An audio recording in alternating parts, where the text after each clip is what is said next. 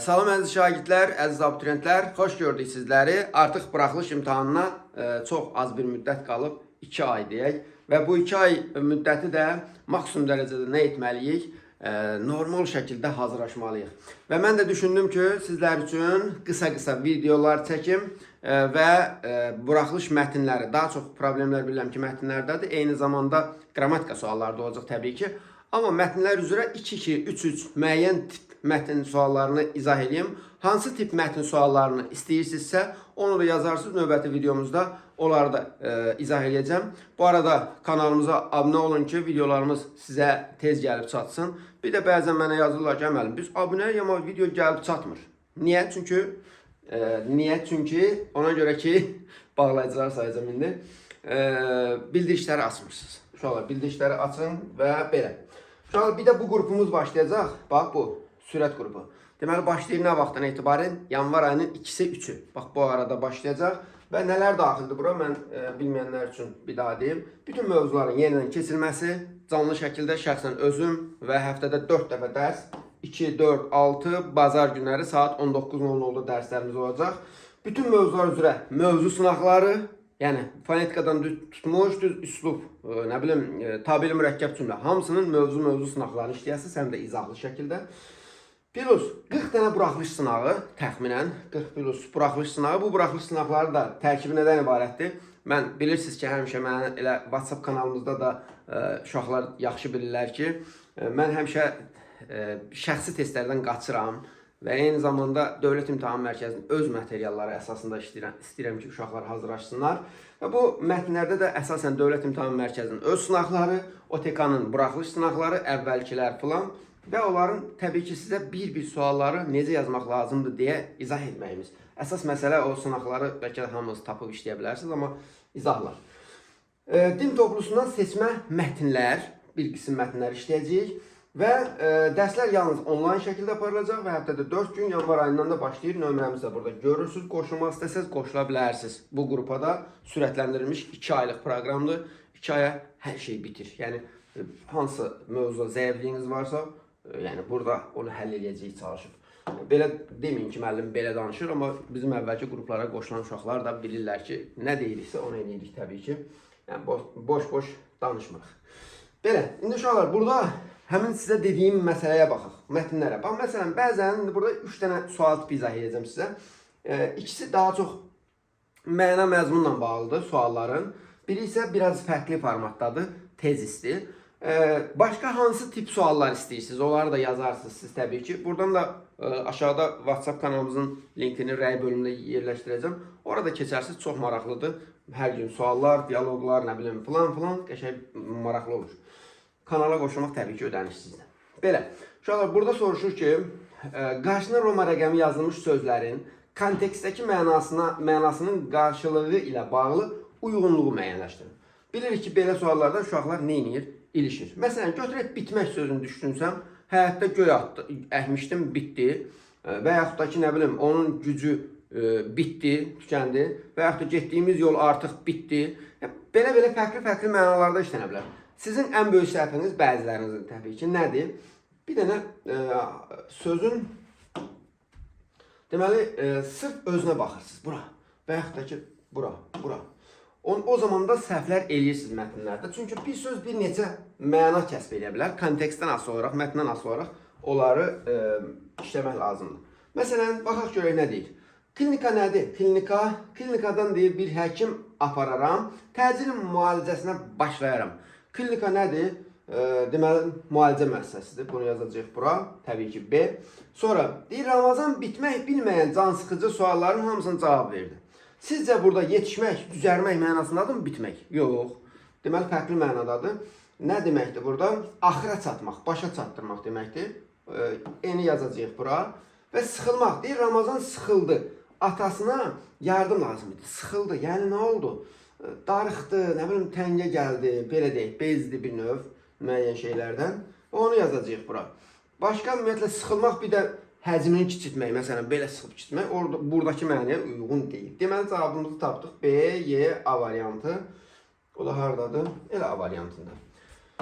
Gəlin bu suala da baxaq uşaqlar. Bax burada belə bir şeydir. Ekran saxlayıb özünüz də oxuya bilərsiniz. Onsuz da ekran saxlanılıb belə də baxa bilərik. Deyir ki, bəzi alimlər bir dənə bu suala baxaq, sonra keçib mətni oxuyarıq. Bax burada deyir ki, mətndə işləndiyi, çərçivədə verilmiş ifadəyə əsasən mətni tamamlayın. Hal sözüdür. Bu hal o zamana qədər davam edir ki, həmin maddə orqanizm tərəfindən tamamilə mənimsənilir. Bu hal, yəni bu hal burada ismin halı demir ki, və yaxud da ki, nə bilim, başı gicəllənib halı dəyişib. Bu mənada demir ki, deməli, vəziyyət mənasındadır. Əslində ilə başı gicəllənib halı dəyişib, burada da vəziyyət idi. Deməli, deyir ki, bu vəziyyət.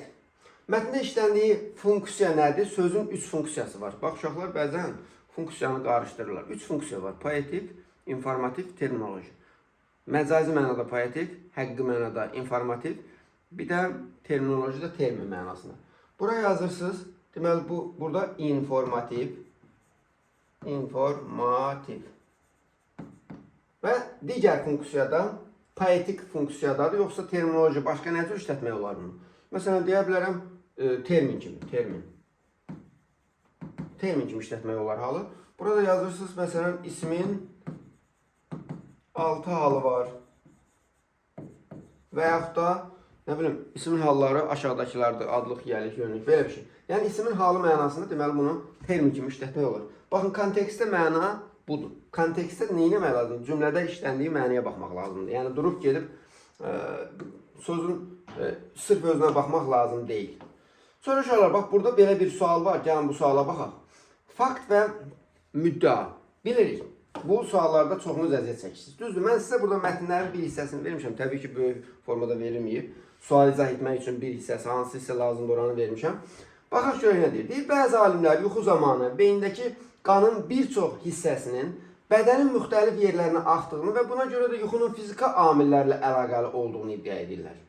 Bəzi alimlər nə edir? Fiziki amillərlə əlaqəli olduğunu iddia edirlər. Bəzisi isə düşünür ki, fəaliyyət nəticəsində bədəndə xüsusi maddə yığılır. Bu əsəb sisteminə təsir eləyir, əsəb sisteminə və insanda yuxu halı meydana gətirir. Bu hal o zamana qədər davam edir ki, həmin maddə orqanizm tərəfindən tamamilə mənimsənir. Buna görə də onlar yuxunu kimyəvi amillə əlaqələndirir. Deməli, belə başa düşdük ki, bir qismi fiziki amillə əlaqələndirib, bir qismi kimyəvi amillə əlaqələndirib. Mətnə baxırıq, suala baxırıq. Deyir ki, bəzi alimlər yuxunun fiziki amillərlə əlaqəli olduğunu deyirlər. Siz də yazırsınız ki, bir qismi isə kimyəvi amillə bağlayır. Bir qismi isə kimyəvi amillə bağlı olduğunu deyir və s. Faktımız bu. İndi bunun müddəası nədir? Müddəa bilirsiniz də nə deməkdir? Müddəa, məsələn, fikirləri oxuduq. Bunlardan ümumi nəticəyə gəlmək olar. Bax, bilirsiniz, bəzən tezis yazmaqda uşaqlar çətinlik çəkir. Məsələn, görürəm ki, iki uşaq orada dalaşır. Məsələn, baxıram belə, nə ağlıma gələr? Ki, onlar ilk görmüşəm də bir-birindən dalaşırlar. Deməli, ağlıma gələr ki, bu uşaqlar dəcəldilər. Və yaxud da, nə bilim, və yaxud da görürəm bir insan hansısa bir pis əməl sahibidir. Və yaxud da ki, ancaq kiminsə arxasınca danışır. Deməli, nə nəticə gəlirəm ona baxım. Biləm ki, mənim də arxamca danışa bilər. Belə bir nəticəyə gəlirəm. Və yaxud da mətndə oxudunuz, gördünüz ki, bir qism alimlər deyir ki, fiziki amillərlə bağlıdır, bir qism də deyir ki, kimyəvi amillərlə bağlıdır. Deməli, alimlər yuxu ilə bağlı ortaq məxrəcə gəlməyiblər. Bunu yaza bilərsiniz, bax, cümləni yadınızda saxlayın. Alimlər yuxu ilə bağlı ortaq məxrəcə gəlməyiblər. Və yaxud da alimlər yuxu ilə bağlı müxtəlif mövqe nümayiş etdiriblər, deyə bilərik. Və yaxud da alimlərin yuxu ilə bağlı fikirləri üst-üstə düşmür, deyə bilərik. Və yaxud da, məsələn, alimlər, ən pis variantda deyəndə, alimlər yuxu ilə bağlı fikirlər söyləyiblər, fərqli fikirlər söyləyiblər, yaza bilərsiniz. Görürsünüz, bax, başqa fərqli düşündüyünüz nə varsa, onu da siz yazın, görün necədir, yəni necə yaza bilirsiniz müddəanı. Bu tipli sual uşaqlar hər zaman düşür. Yəni, bunu yadınızda saxlayın. Və bir də uşaqlar, belə, 2 sual hələ ki, 2-3 sual izah elədim. Hansı sual tipini istəyirsinizsə şərt bölümündə yazın. WhatsApp kanalımıza da buradan keçə bilərsiniz.